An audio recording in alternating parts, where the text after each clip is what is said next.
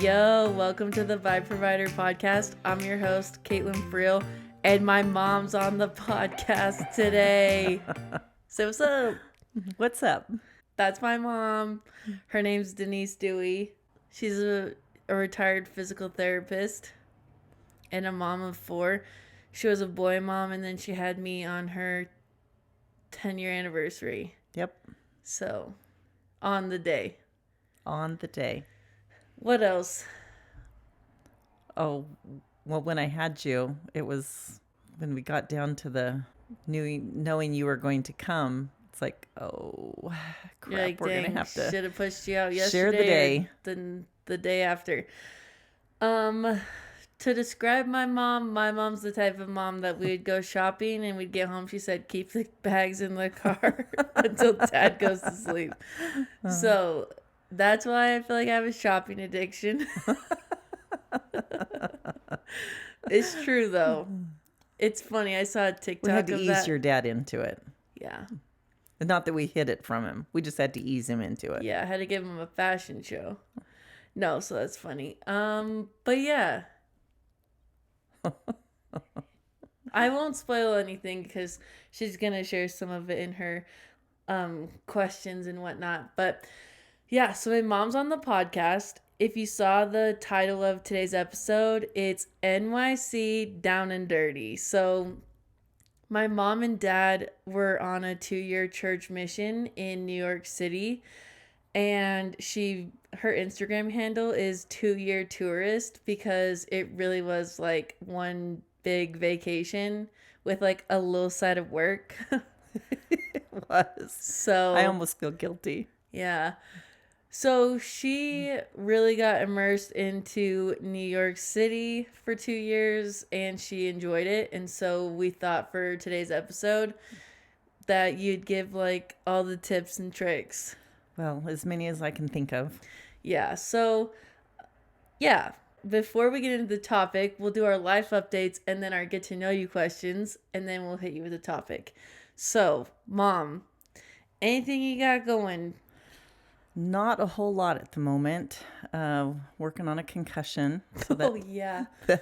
that is keeping me really immobile. But you got a concussion in a cool way, not like we're trying to like be like, but... So they went to Canada to go ice skating, and it's not like an ice skating rink. It was like an ice skating trail. Right. It was an outdoor trail. So my husband loves to ice skate, and he goes to a rink that's fairly close to our home, and I can ice skate, but just to go around in circles over and over and over again, it's just not doing it for me. So I found this up at a ski resort about 4 hours away is a really pretty trail through the trees, and it's an ice skating trail. And I thought, okay, I could do this. That's cool. That would be lovely. And the views were cool. Views were beautiful, and I thought, okay, this is something we can both enjoy, and you know, and it would make a fun little adventure, you know, because since it was 4 hours away. We drove over there. It was 4 hours. Yeah, but we were gonna spend the night in a hotel and then come back. So it was gonna be like a little quick weekend trip. And it's interesting that the ice can be so different because outdoor ice, I've learned, is far different than skating the ice rink ice. And so I strapped on my my ice skates and I got out onto the ice. How long do you think you're out there? Oh, I couldn't have been on that 10 minutes. 10 minutes before you got your concussion? Yeah, I was... But you said it was so fast that you, like, it wasn't like you had, like, you're windmilling. Yeah. And then falling and then able to, like, put your hands down. You just, phew, and then hit your head. Well, tailbone and head. Yeah. Glanced the tailbone and went straight to the back, hit back of my head. I did not know it was like within 10 minutes. Oh, yeah. Oh, no. Yeah, I'd barely gotten out onto the ice. And then you drove straight home after? No. You stayed? We stayed in the hotel. So but you were like telling dad, like, Yeah. doing all these things to make sure you're okay. Right. You know, we didn't go to the doctor right away because I'm also an athletic trainer. So I knew what to look for, the danger signs. And so I was having him check me and whatnot. He was supposed to wake me up, but but I was awake most of the night. And good thing because he did wake me up. So, but I got checked out by a doctor.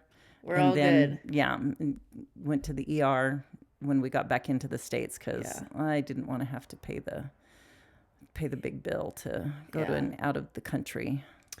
But that's that's why you're taking it easy. Taking it easy. You almost didn't come down here because of the side effects from the concussion. Oh yeah, I wasn't sure how I'd react to flying, but it worked out well. I'm doing well, getting better, a little bit better every day. Yeah. But Jeez. But in other news, we bought a new camper trailer, so that's making plans. That's making plans, getting it all fixed up, and gonna hit the road for the summer. Nice. So those are my life updates. Okay, and you're gonna go visit one of your sons. Yeah. And you're gonna hang with their kids and his wife. Yep, gonna hang with our oldest. Yeah, their house is cool. Yeah, should be fun. For me, I've been planning my parents coming, and then we were nervous that the concussion was gonna cancel the trip, but I made a pair of pants yesterday with my mom. She did very well. It took about 3 hours from cutting the pants to them being finished. So I'm gonna post a picture on my Instagram so you can see them. I don't think you realize just how big a deal it is that you bought the fabric. You washed and dried the fabric. You ironed the fabric. Then you cut it out and sewed it all in one day. Yeah, I have ADHD. And they look good. Yeah. They look good. You did really well. It's just like they could bust at the seams because it's just little old thread. So that's what I'm a little nervous about. No, they'll be fine. But so I made some pants, and then I just have some photography, and then I go to Hawaii, and my nephew Nui comes home from his church mission in Japan, and we're just going to hit the beach and have a good time. So that's all I really have an update about, or that's the only update I really have. But now I feel like this is everyone's favorite part, the get to know you questions. So what's in a Denise Dewey starter pack? I really had to think about that because I wasn't quite sure, but I think I found some things that were quintessentially me. Number one, chapstick. I gotta have a chapstick, and the chapstick brand, but not every kind. I don't like the cherry kind. I don't like the black kind. It's either got to be the medicated kind or the moisturizer kind. And it's hard to find the medicated kind. It is. The medicated kind. It is. I'm not sure they even make it anymore. But there's one in my every coat pocket. There's one in every purse. There's one on my bedside stand. I've got about 3 in a bathroom drawer. They're just, I gotta, especially down here. I live for chapstick and lotion when I come to Utah. Yeah, I remember when we would be driving, and at stoplights, my mom would be putting lotion on.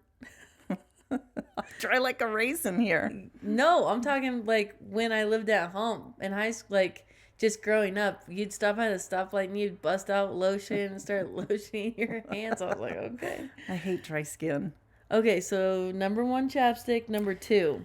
My KitchenAid mixer. I have to have my KitchenAid mixer. My mom, in the nicest way, she has to make it homemade. Because if she tries something, she's like, I made it better homemade. Or it tastes better homemade. So sometimes I'm just like, you know what? I'm not even going to tell you to try this because... That's a need, though. Yeah. That's a need. I haven't always made things from scratch forever and always. It's just because of a allergy that I have to a certain food additive. It's just better if I make things homemade. And then she realizes she likes it better. I do like it better, and it's usually costs less. True. Number 3. Number 3 is I have to have an IKEA down pillow. I have to have a squishy pillow. Fluffy, hard ones just hurt my head, hurt my neck. So I have found that the IKEA down pillow is the best pillow for the money. I need to try down. I like down pillows. I do too. Because you can just mush it up just how much you need on that certain day. True. Yeah. Okay, number 4. My 1988 red Mercedes convertible. It's my happy car. It brings me a lot of joy to be driving around And it's on a red, sunny day. your favorite color. Red is my favorite color. So Yeah. my Mercedes has got to be in my starter pack. And then number 5. I have to have a Zebra 5-point pen. I love the Zebra brand pens. And the fine point. I don't like the medium point. So call me crazy. I love a good new pen. Okay, so moving on. Fun drink. What's your fun drink? Okay, so I don't live here in Utah where they have all the fun soda shops. The coffee shops are the Pacific Northwest thing. That's true. So really, hot cocoa is my fun drink. A good hot cocoa. But you just tried a new drink today from Swig, and it was Island Time.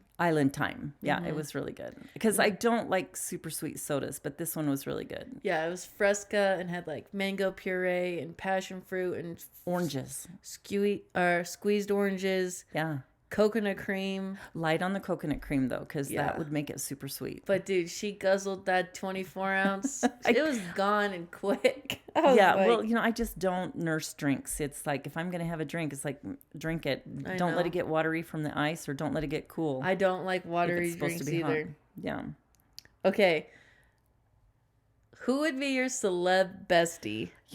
I struggled with this one because You don't really care about celebrities. I really don't follow any celebrity. That just isn't my way of life. But I thought long and hard for Caitlin's podcast. And I think if I had a celeb bestie, I would choose Ina Garten. She's about my age. That's why we don't know who she is. But she's a chef, one of the celebrity chefs, and she makes her recipes are just, are spot on. They're just real life, good quality. They tend to always work out. And wouldn't having somebody who could really cook be the person you'd want to come to your party and bring like fabulous hors d'oeuvres? That's my friend Missy. Yeah. So Ina Garten, that's who I'd choose as a celebrity bestie. Nice. She's just a celebrity Cook. She does cookbooks and whatnot. Oh, okay. Yeah. Okay, what's on your wish list for less than $500? I saw what she put. The funny thing is most everything I want is either like kitchen gadget. more More than $500, or just like, I love kitchen gadgets. But I borrowed Caitlin's hair dryer thing. And it has like 6 attachments, and it'll blow dry your hair, but it also blow it out with like the brush. Yeah, she tried my Shark Flex style, which is like kind of like a Dyson dupe. It's really nice. I got it from Costco, and it really is really good at drying your hair. Yeah, about swallowed my teeth when she told me how expensive it was. Oh, I thought that was good. I'm like, well, that's my $500. No, the Dyson's like over $500. So this one being like two, I think it went on sale for like $269, but it's normally $275 for 3 attachments, and then the attachments are like $50 each. So anyways, when I this was a good deal, and then you can blow out your hair, curl your hair. Yeah. It there's an attachment for flyaways. It's crazy. Yeah. So when Caitlin told me how much it was, I was like, well, that's my wish list for under $500. Okay, now what's your current hyperfixation? My camper. My camper and camping trips. So we're busy. We sold our vintage camper before we went to New York. It just was not going to be happy sitting for 2 years, so we sold it, and so we just recently bought a new camper, and we're busy making it our own and Yeah. putting all of our camping gear away. So Yeah, I'm excited. we're super excited. They're fun people to camp with because they have all the things. So like when we go camping, we're eating sandwiches and hot dogs over the fire. But if we go camping with Tracy and Denise, we're eating spaghetti. We're eating tacos. Like, it's awesome. We're cooking. What's your current TV show? So I don't normally watch TV. I generally find a show on a streaming platform and then binge when I'm either exercising or doing something mindless. And so right now I'm binging Castle. Castle. Castle. I'm on season 5. And what's it about? It's about it's a cop show, but You love cop shows. I like the lighthearted cop shows. Oh, gotcha. Like that has a little bit of comedy. I'm not into like the super deep, like crazy, like realistic ones. But Castle is about it's an old show. I think it It's started. old? Yeah. I think it started in like I'm not even sure, but it's been off the air for a while. Oh, dang. But it partners a best-selling crime author with a New York City homicide detective. Oh, wow. And so they solve crimes together. And what's your favorite TV show of all time? I'd probably have to say Bones. I was gonna say that. I was gonna say Bones. I do love Bones, and I've probably watched pretty much the whole season at least twice, if not 3 times. Dang. So whenever you're just like, I need a show, but you don't know what to watch. If I can't find a show that interests me enough, I'll start binging Bones. Gotta put Bones on. I do love Bones. And then what's something that people might not know about you? I'm pretty much an open book, but I think a lot of people are kind of blown away when I tell them that my husband and I met and married within 7 months. Met and married, people. Met and married. Yep. And then when my dad proposed, she wasn't sure, so he gave her 24 hours because he couldn't wait around. He needed to know if he needed ready to get on with his life. Yeah. Get on with his life. Funny. But to his credit, after he gave me that ultimatum, he realized that probably wasn't the best way to start a relationship. So he said, take all the time you need. So it only took me a few more days to really nail it down. That's funny. And you've been married for almost 41 years. Yeah, 41 years. It's gone by fast. Time flies when you're having fun. That's wild. I don't know if normally I update my current hyperfixation. Oh, I know what my current hyperfixation is. Sandwiches on Hawaiian rolls. Those are good. She made me one. It was really wonderful. The thing about me is once I find something, I'll eat it for like 2 weeks and then I'll get over it. So that's like my food hyperfixation right now is making sandwiches on Hawaiian rolls. That's your dad thing, to hyperfixate on a certain food and eat it over and over and over. So I would say that's probably mine.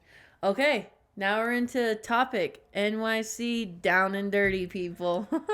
New York City is by far one of the best cities. I would even... I loved New York City, and I think it's probably one of the greatest cities in the United States. Yeah. It's unlike any other city. Just in the history of how it built up. And I mean, you just don't see those type of neighborhoods very much in any other big city in the United States. Yeah, it is very charming. I really do like the culture and like the history. It goes so far back. Yeah, and it's just like mixed. It's a melting pot. It's just mixed of a big mixture of all these different types of people and cultures, and not only people who live there, but people who visit. I mean, that was one of the things that really amazed your dad when we'd walk through Central Park is you could walk through Central Park and you're hearing so many different languages. Yeah. There's just, I mean, people are just drawn to New York City. Yeah, that's true. So my mom has written down a bunch of things you should know before going. I think one of the first things you need to do is familiarize yourself with one, the things you want to do, but then there are certain apps that would help to have on your phone and be familiar with before you even get there. Yeah. I think one of the biggest ones is to don't be afraid of the subway. I think the subway in New York City gets a bad rap because, crime on the subway is always in the news. But when you think of how many lines they're running 24/7, really the crime on the subways is really no worse than any other big city. And when you typically many of the sites that you're going to see are going to be on Manhattan. And so there's a huge police presence above ground and below ground, and sometimes even on the subways themselves. And so there's always police officers, and they when you're on the subway and you're coming to a stop, that there's actually police stations in some of the subway stops. And so they will announce, if you're having a problem, there you can go to the police station here. So they feel, I mean, it can be uncomfortable sometimes because a lot of the homeless people who have some mental challenges tend to be in the subways, and so it can be a little uncomfortable from time to time. Yeah. But I've really seen the police officers de-escalate someone who looks like they're starting to be in crisis, and it's amazing how well they can de-escalate a situation. So don't be afraid of the subway. Yeah. So I would download the MTA app, which is their metro transit app. Be familiar with that. Or if you're really good with your Apple Maps or Google Maps, you can put it to a transit setting so that when you type in where you want to go, it will pop up the transit lines with the colors right on your phone. But it was nice. Like we put in, we were going to Empire State Building. It'd be like, okay, take the 1 and get off at this station at, let's say, 42nd Street, then get on the blue line going, so it really told you like what stops to get off to get onto another line. It's really easy, and you can put it into transit mode. Yeah. The one thing that you need to understand about the subway system is sometimes it can be confusing because you're getting on, like, I want to go on the 1 train, and there's like 2 sets of stairs. Yeah. And so if you are familiar with where you are and whether or not the street numbers are going to get bigger or are the street numbers going to get smaller, will tell you, do you need to go on the uptown platform or do you need to go on the downtown platform? Because that's where a lot of people get confused, is which platform to go on. So if you know where you are. So for example, if you're at the Met and you want to go to Times Square, you're going to be going downtown. The numbers of the streets are going to get smaller. You go from the Met and then you go on the downtown platform and then get on the trains you need to get off at 42nd Street, Times Square. So yeah, when I'm traveling, I always pull up the map and see, like, do we need to go north, south, east, or west to where we're going? And so in New York, if you're figuring out where your next stop is, you just see, like, which direction it's going to be in. Then that will help you know, like, okay, we need to be going uptown or we need to be going downtown. The only other thing that's tricky is one side of the platform is usually a local train, meaning it's going to stop at every single stop. And that's usually the outside of the platform. The inside of the platform is usually the express train. That is going to stop at only the big stations. And so looking at the app will tell you whether or not it's going to stop at everyone, which is a black circle and a white circle, or is it just going to stop at the white circles? I almost feel like we're giving them too much information. Yeah, just familiarize yourself with the transit app. And, Subway's not scary. Right. No, and the subway's not scary. So don't be afraid to use it, because once you know where you're going, if you're going uptown or downtown, you're good. And no, it's going to be your cheapest way to get around, because True. Taxis and the rideshare delivery, or the rideshare platforms, I don't want to like totally blast out the Uber and Lyft. They're expensive. Yeah. And they really take longer because traffic around Manhattan is rough. Mm-hmm. So you have a few other apps that people could download. So the MTA one was transportation, but for entertainment, I would the two apps that I really liked was TodayTix and TKTS.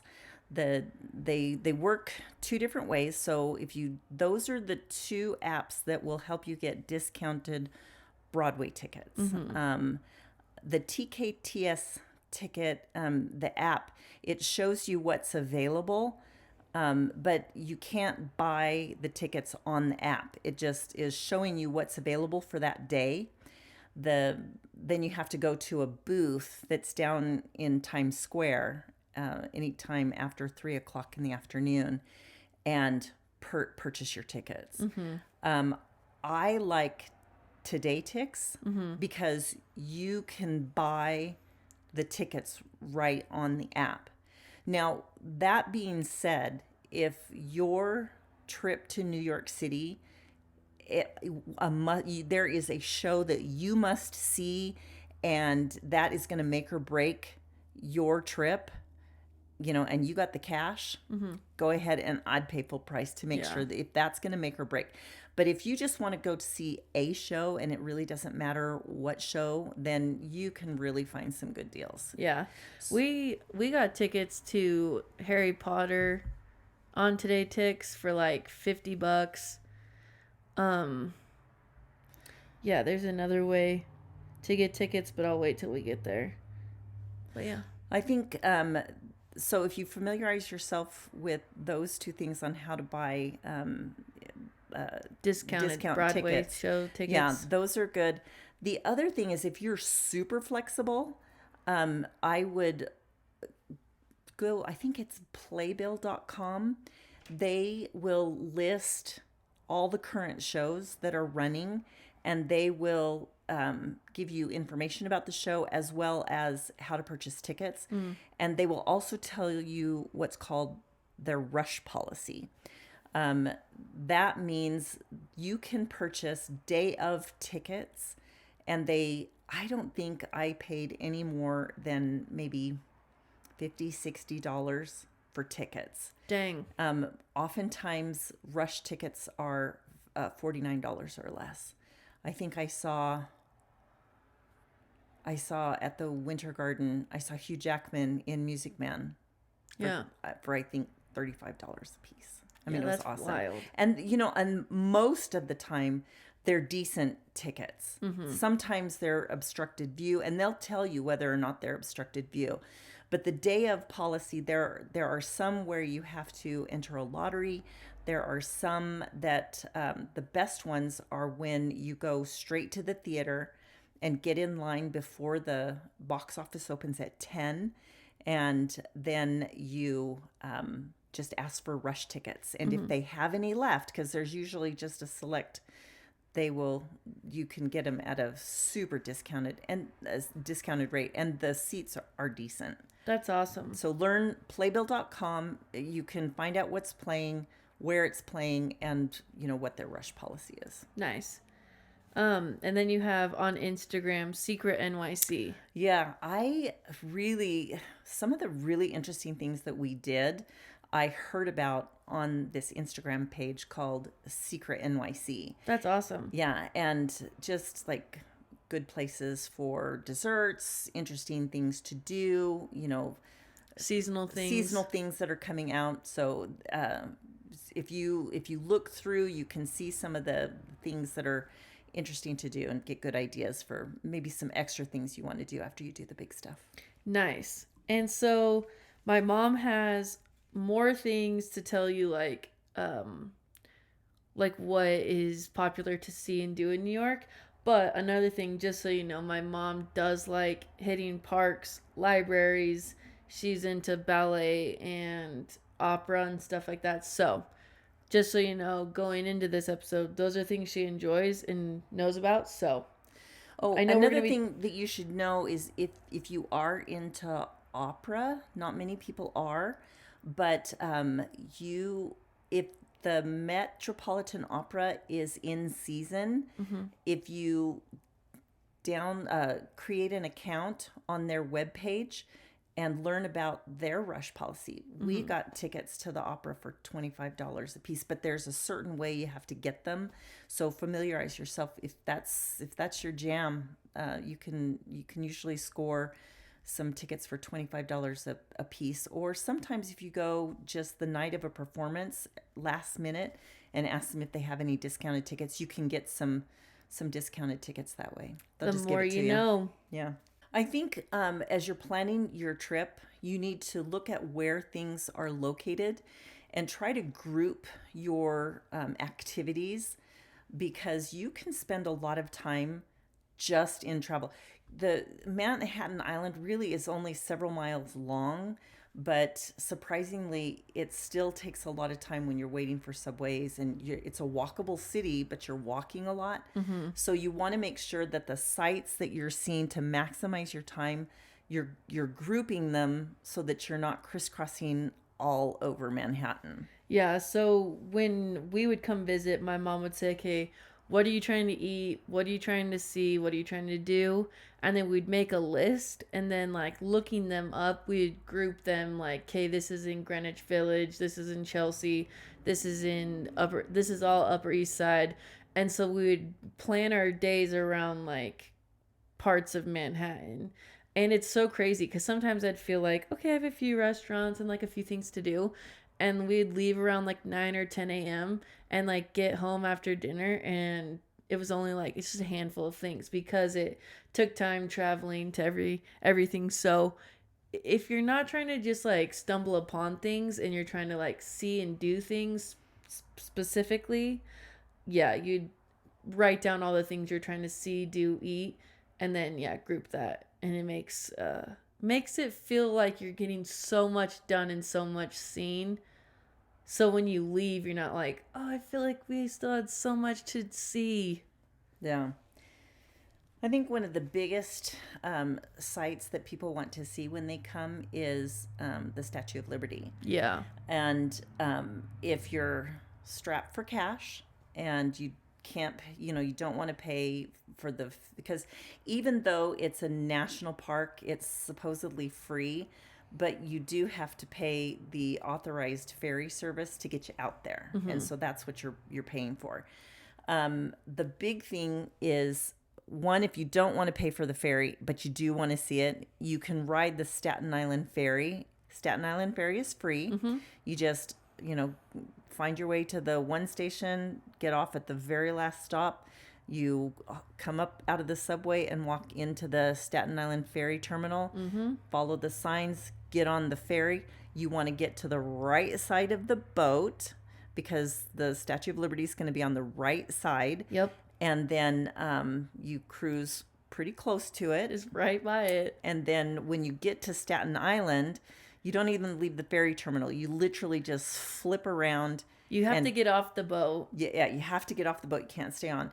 So you just get off the boat and you flip around And you just back into the terminal. get right back in line. Yep, and it is free, and it's a way to get up close and personal with the Statue of Liberty.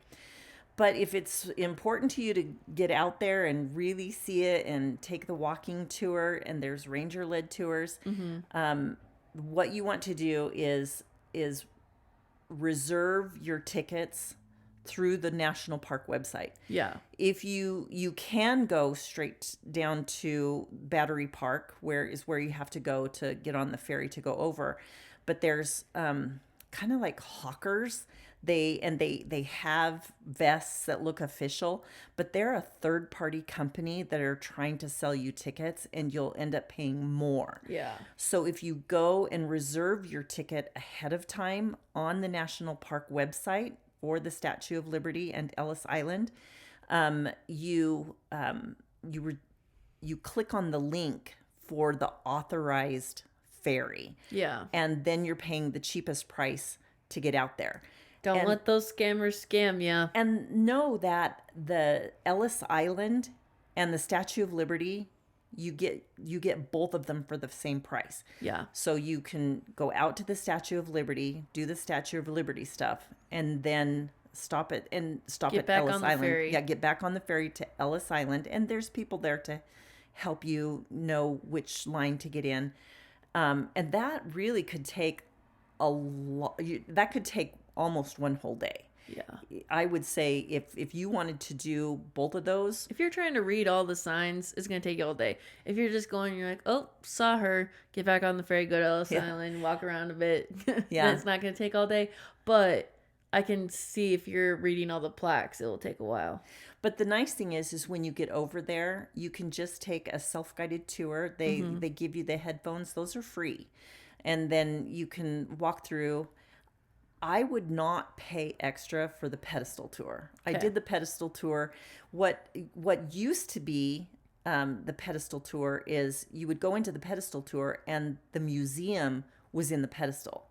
But they have since opened a really super fabulous museum behind the Statue of Liberty, and it's fabulous.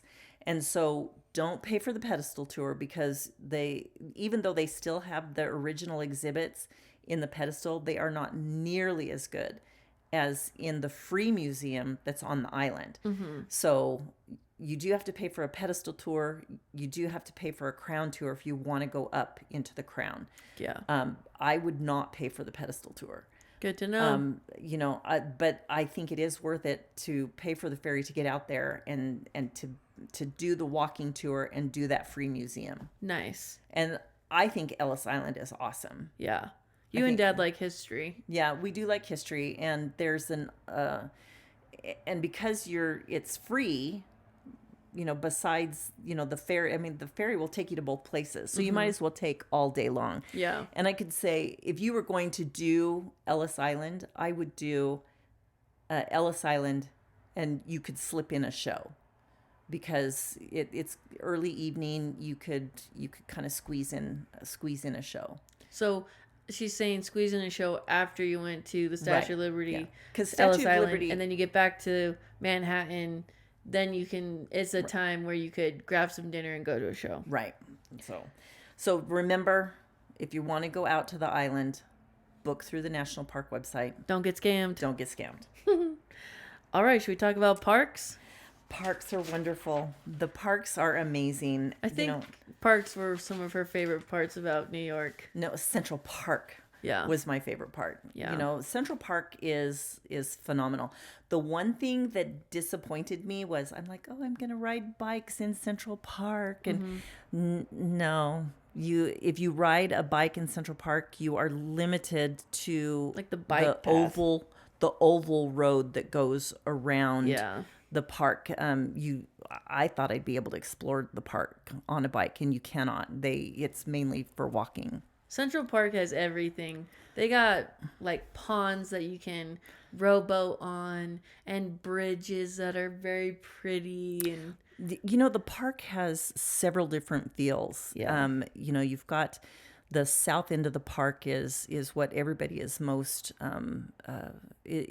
familiar with. Mm-hmm. It's just so well groomed. Lots of places for places to have a picnic. Kids, lots of playgrounds. Mm-hmm. If you're coming with kids and they need a break, go to Central Park and take a rowboat ride. And there's trails through the park that are a little called the Ramble, that are a little more foresty.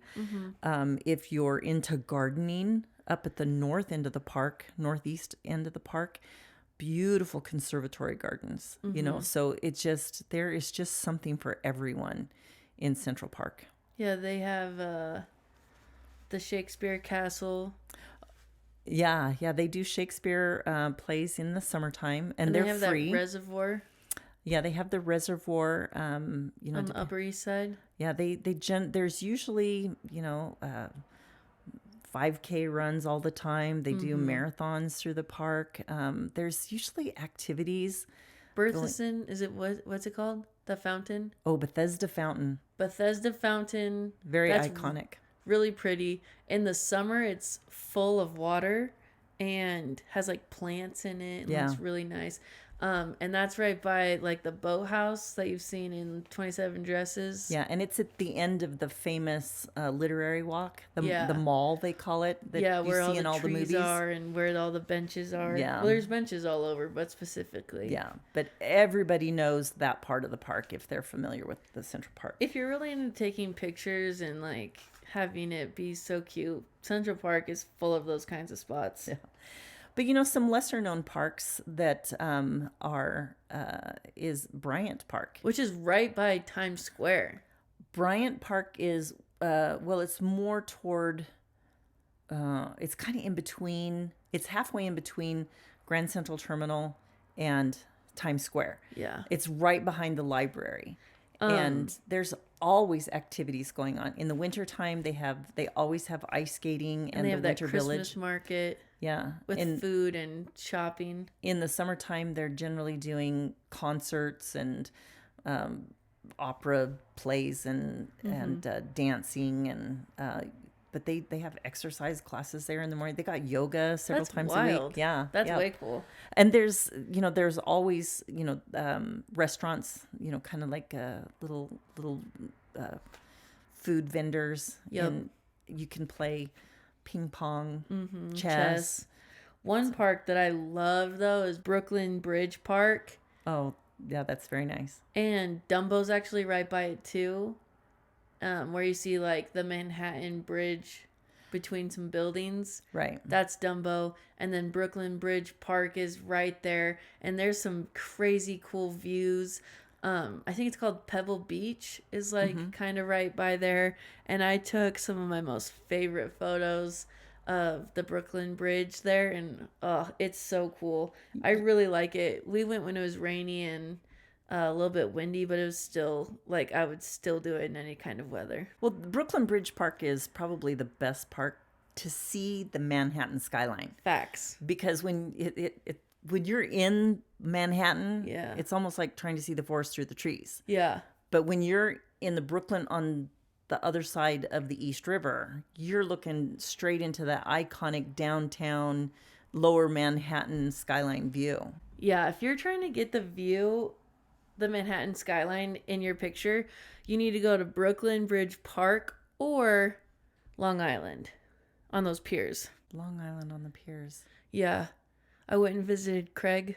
Oh, okay. And he lives right by the water. It's like the first exit once you go under the river on the subway and you hit... Which is technically Queens. Yeah. Okay. So, anyway, so if you get right into Queens right after the subway goes under the river and it's like that first and second stops. If you get off, you can hit... There's some piers and it's Long Island City and that is also a very cute skyline that you can take pictures of. But back to Brooklyn Bridge Park, there's this Pebble Beach and that was a really good view of like skyline, the Brooklyn Bridge right behind you. I just remember being like, this is a great spot for photos.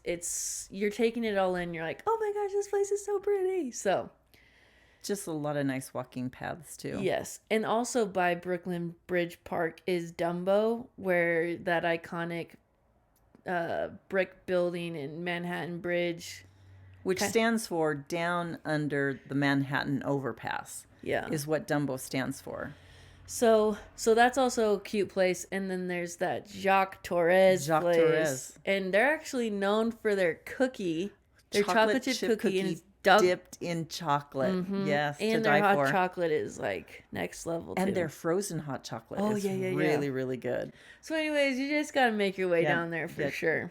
Well, the nice thing about those 3 parks that we talked about, plus another park over in Brooklyn, is all of those parks have charming carousels. You know, they're just really, really charming. That's true. And then I really like Washington Square Park. It has the Washington Square Arch, and it's right by NYC. And I just like it because it's cute. I'm like, oh, picture time. You know me. I'm all about the pictures, photo ops. And if you're into Friends, yep, that's the fountain that they use in, I think, the opening credits. Oh, I did not know that. I think so. That's awesome. And I think the Friends building, the apartment building, is actually quite close to that. What? Yeah.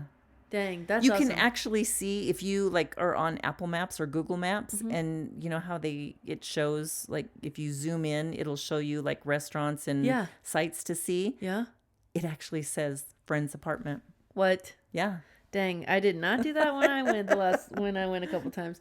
But also by Washington, so the Washington Square Arch Park is like a lot of people are there. It's very eclectic. If you go there, you're people watching. Definitely. Yeah. There's a lot of different types of people. A very college hangout park. Yeah. And just so you know, really quick, if you guys want to know what to eat in New York City, you need to follow Hunter Banks @_Hunter Banks, and he's a food critic. He has 226,000 followers on one of his food critic accounts. If you're at Washington Square Park, there is Prince Street Pizza, and it's the square slice, and it's a very famous pizza spot. And get the the pepperoni square slice. It's so bomb. And it's right by there. So it's one of those things that if you're going to make a list of things to do, you want to group those two together so you can hit it all in one day. Yeah, there's a lot of good restaurants down around the NYC area. Yeah. We ate some wonderful Indian food down there. We had smash burgers down there, didn't we? Mm-hmm. Yeah. So a lot of different types of restaurant. 7th Street. Yeah, 7th Street Burger. And it's a smash burger. The last one, Highline. That we wrote down. The Highline's nice. It's so nice. It's an old railway that they've turned into a walking path, and it's kind of narrow, but it's groomed well. It's so nice. Yeah, and the views are good too. Views are wonderful. It goes through the Chelsea Market. It starts at the Hudson. What's the Hudson, the shopping center? I've totally spaced on that. Oh, Hudson Yards. Yeah, Hudson Yards. It starts at Hudson Yards and goes down to the meatpacking district. So and it's just a lovely walk. You get some good views, and so. And then you also wrote down where you can go to get good views. Oh, the view buildings. So there's 3 major. Actually there's 4. View platforms. Of course, everybody knows about the Empire State Building. Mm-hmm. You have to pay for all of these, right? Yes, you have to pay for all of these. There's the Empire State Building, which is super iconic. They have a nice museum as you're winding your way, with photo ops. With photo ops and whatnot. So that's I think really worth it. That's the only one I actually did. Yeah, same. Many people like the top of the rock. Yeah. Because it's glass. But you go to the top of the rock and you're looking at the Empire State Building. Yeah. Whereas if you're on the Empire State Building, you don't see it. And so some people like the top of the rock for that.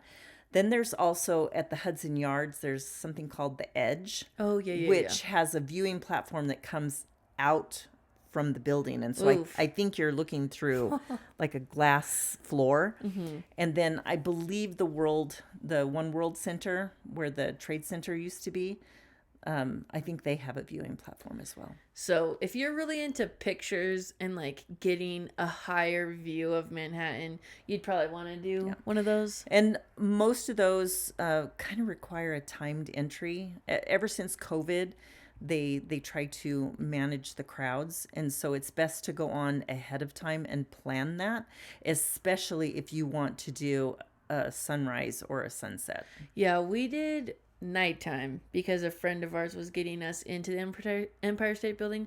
So our pictures of us weren't super amazing, but it was cool to see Manhattan lit up at night. So those pictures were cool. And know that these places, they're pretty spendy. So you got to like really nail it if you can. And No pressure, people. I think you can find at least, like $5 off, like through a Groupon or whatnot, but they are pretty spendy. Okay, now we got public library. The public library is, right on Fifth Avenue, kind of up from St. Patrick's Cathedral. And it is a fabulous building. They offer free tours, I think twice a day, generally. And you'd have to go on the website to double check because they do change from time to time. But taking a tour is the only way that you can get in to see the Rose Reading Room. And Rose Reading Room is like kind of like... That's the iconic, everybody, if you know libraries, that's the think about Harry Potter and all of the wood tables and like books all the way to the ceiling. Well, not so much the books as the soaring ceilings, and it's quiet, and it's an absolutely fabulous room.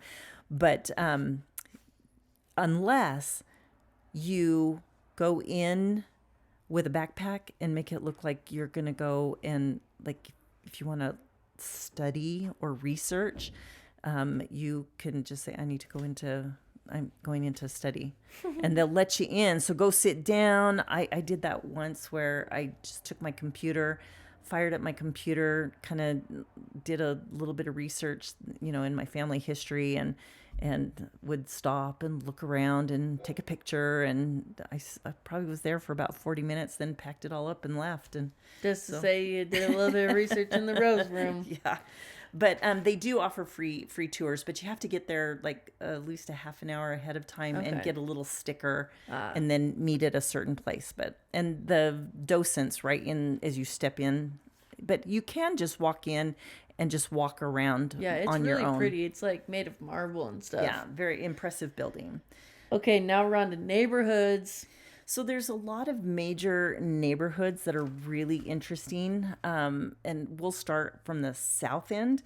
You have the financial district is where you're going to see Wall Street, the Trinity Chapel, which is really famous, one of the older chapels on Manhattan Island.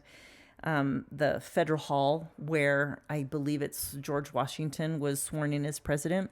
Jeez, so, I did not know that happened in Manhattan. You see the bull statue, the what's the girl statue? It's called the brave girl, or I can't remember the name of the statue, but that's all down in the financial district. And that's at the bottom end of Manhattan. Right. And Battery Park, it's kind of down where you would go to see the Statue of Liberty and whatnot. Then you have the Lower East Side as you're coming up on the east, and that's where you're going to find the Cat's Deli, which everybody knows about. The pastrami sandwiches that are like the size, like the thickness is like the size of your hand of the sandwich. Yeah, unless you have a huge appetite, you definitely want to share that sandwich. So Cat's Deli, that's where you're going to find Little Italy, Chinatown, and that's where you're going to access the Brooklyn Bridge. And a side note on the Brooklyn Bridge, you walk across the Brooklyn Bridge, and you typically do it during the day. And I think what's most charming to do the Brooklyn Bridge is to go in the afternoon to walk over to Brooklyn, stop and get pizza. There's 2 pizza places just as you come off of the east side of the Brooklyn Bridge.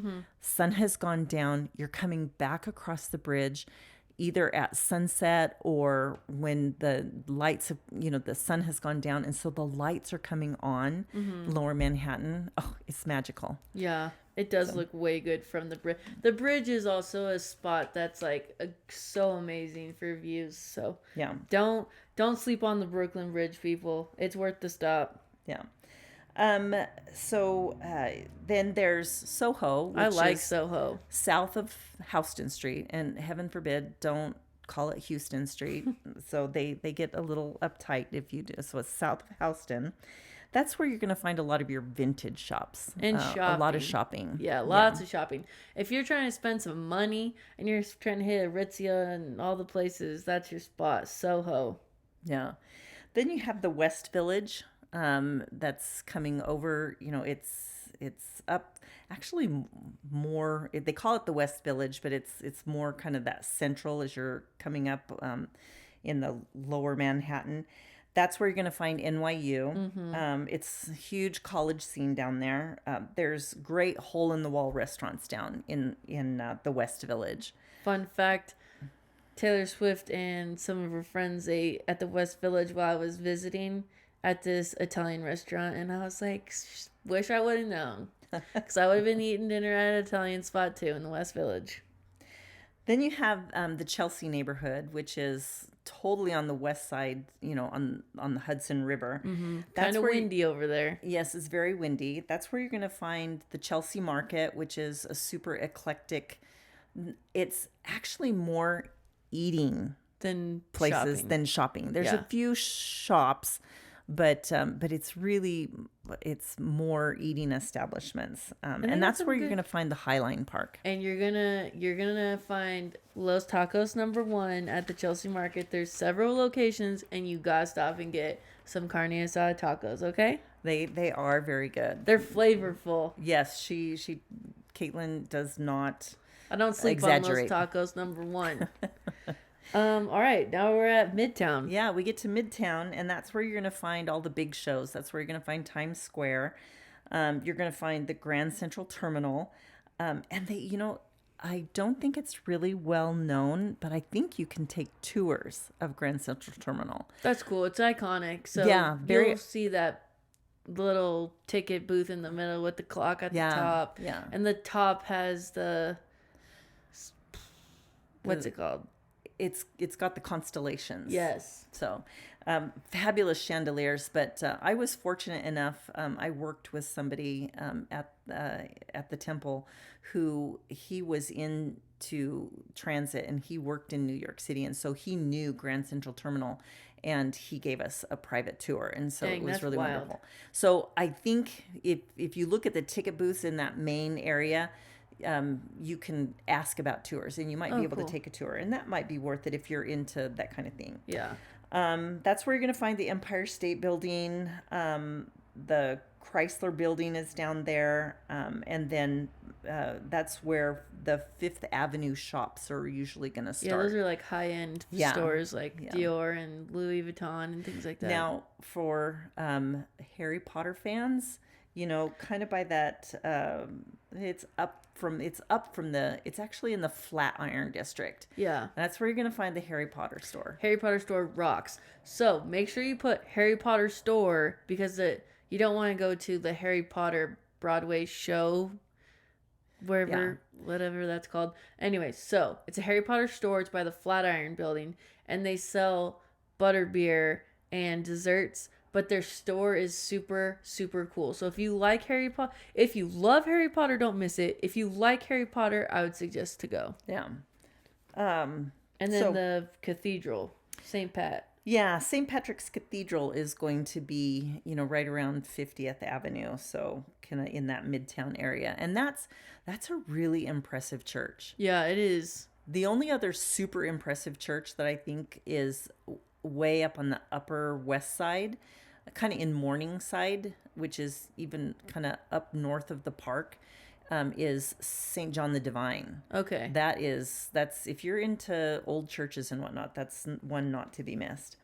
All right. Now we're ready for Upper West Side. Oh, that has a piece of my heart. Lived in the Upper West Side. It is wonderful. The Upper West Side means it's on the west side of the park. Yeah. So Midtown starts at the south end of the park. It's right below where the Central Park starts. Yeah, everything but that goes from the south end of the park to the north end of the park on the west side is called the Upper West Side.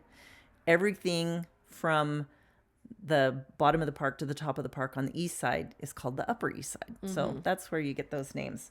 But the Upper West Side I loved because it felt like a little neighborhood. I mean, a lot of homes, but little shops and restaurants and everything you need, little grocery stores, the post office. It was wonderful. But that's also where you're going to find Lincoln Center, which is where, the New York Ballet performs, where the Metropolitan Opera performs, and where the New York Philharmonic performs. You're going to see the iconic brownstones. I mean, you're going to see them kind of everywhere, but in the Upper West Side, that's really, other than in Brooklyn, that's where you're going to find some really cool brownstones. Yeah. The Hudson River Park is on the Upper West Side down by the river, and they are really, I mean, that if you're into You've Got Mail, that's the park that's in the movie. Oh, I didn't know that. Yeah. The where the boats were docked. Okay. The pier is still there, but it's closed. There's no boats there anymore. And then on the Upper West Side is where you're going to see the Natural History Museum. And there's a good pizza spot by it called Ray's. Ray's is, they've got decent pizza. So. All right. Upper East Side. The Upper East Side, there's not a whole lot of tourist attractions on the Upper East Side. It's more businesses. That's kind of where, all of I think, Madison Street with all the advertising and whatnot. But you do have the Museum Mile, which there's like a ton of museums all up and down Fifth Avenue. You've got know that. Yeah, the Jewish Museum. But I am not into museums, so I skipped that.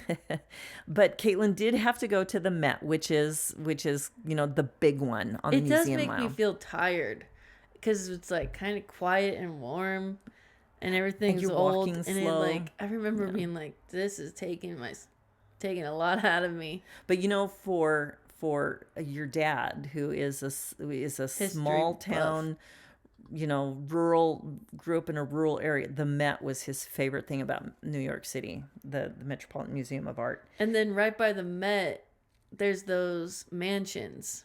Yeah, you see a lot of the big mansions. I do like looking at the mansions. Yeah. But they're like made into things now. Yeah, a lot of them are museums actually now. Yeah. So they're really pretty. I like taking pictures of them. Yeah, but there's all sorts of museums. This is my favorite thing about the whole podcast episode. So if you've listened till now, you're in for a lucky treat. The Upper East Side is home to Anita's Gelato. Mm-hmm. It has the best gelato outside of Italy that I've ever had. Same. There's a few locations, but she's just talking specifically about one on the Upper East Side. And this gelato they have tons of flavors, but they're constantly like adding toppings. So let's say one of them has like hazelnuts and let's say like a caramel sauce. So like they'll be scooping it up, but then like as it's sitting there, they'll still continue to drizzle caramel sauce and hazelnut chunks on there. They make sure that then you get all of that. Every element. Yeah. You get every element. Yeah. And so that's why I was impressed, because normally gelato is like really plain or just like a flavor, but they had lots of toppings. And it's a cute shop. Yeah, it's very cute. And the bathroom's always clean. Yeah. Then you have your north of the park into Harlem and other neighborhoods. Really the only thing that I think you need to go to Harlem for is there's a barbecue place that's absolutely dinosaur barbecue or dino barbecue, something like that. Fabulous barbecue outside of the South. And the Apollo Theater. It's kind of the original America's Got Talent. A lot of acts that, like, I'm not sure if Michael Jackson, but a lot of famous people got their start at the Apollo Theater. That's awesome. Yeah. And then the Met Cloisters. There's another museum that's kind of interesting. Of course you would know. Yeah, I would know. So all right. That's kind of a down and dirty of the city. The only other thing that I would recommend, if you have the time and you want to get a good feel of the city, is there's a company that's called, I think it's called freetoursbyfoot.com. Oh, yeah. And you choose the city you want, and you can choose, it's a walking tour, and it's called Free Tours by Foot. I don't know why they call it Free Tours by Foot, because you do have to pay a $3 reservation fee That's per not person. terrible. Yeah, and then and so you pay the $3 per person in your group. You meet up, and they tell you where to meet, at what time, and you sign in, and then they take you on this walking tour. And they give you a little headset. Or sometimes no. when they're talking. When we did the subway tour one. Oh yeah. I think that was the only one, probably because it would be noisy. I lost my train of thought now. So Oh, the walking tours, you yeah. pay $3. Right. And you can specifically sign up for one that's like your jam. Yes.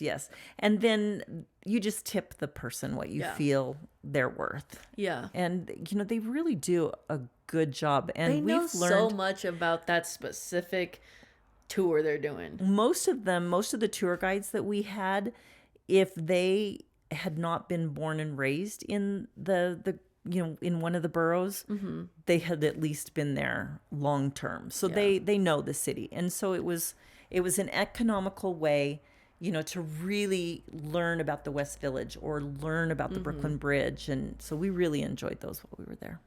Okay. Remember,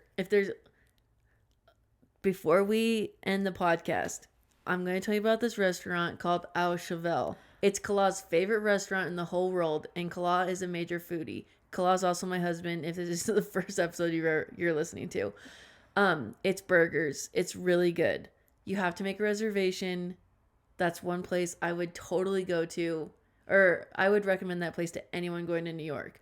Also, again, if you want to know where to eat dessert and food in New York, follow at Hunter Banks at _ Hunter Banks on Instagram. Any good food I had was recommended by him. So, and for Au Cheval, I'd been there multiple times. And do you know when you go to a restaurant and you go the first time and it is absolutely fabulous, and then you go the second time and it just doesn't hit the same? Yeah. No, Au Cheval hits the same. They were consistently fabulous. They're actually the #1 burger in the world, and they have another location in Chicago. I'm sure they're in major cities, but anyways, it's voted like #1 burger in the world. So you should go. I don't remember. I mean, it's like expensive, but it wasn't like outrageous expensive. Actually, you see, I think I've seen, how is McDonald's charging $17 for a Big Mac? No, Au Cheval burgers, I think they're like less than 25. Yeah, it was like 23. And it was a good burger. And you gotta get the fries with the garlic aioli, okay? Oh, the root beer. They bring a root beer in a cute little, it almost looks like it's not a wine glass, but it's a water glass, but it's frosted. Yeah. But, They're just not doing a mug. It right. Yeah. There's so much to eat. So just follow my friend Hunter. He is a foodie and food critic. So it's amazing. I hope that my mom mentioned something that would help plan a future New York trip. Really, if you haven't gone to New York, I would definitely put it on my bucket list if I were you. So best time of my life. It was New York is definitely a must do. Yeah. Anyways, we hope you guys enjoyed this episode. We'll see you next time. Bye. Bye.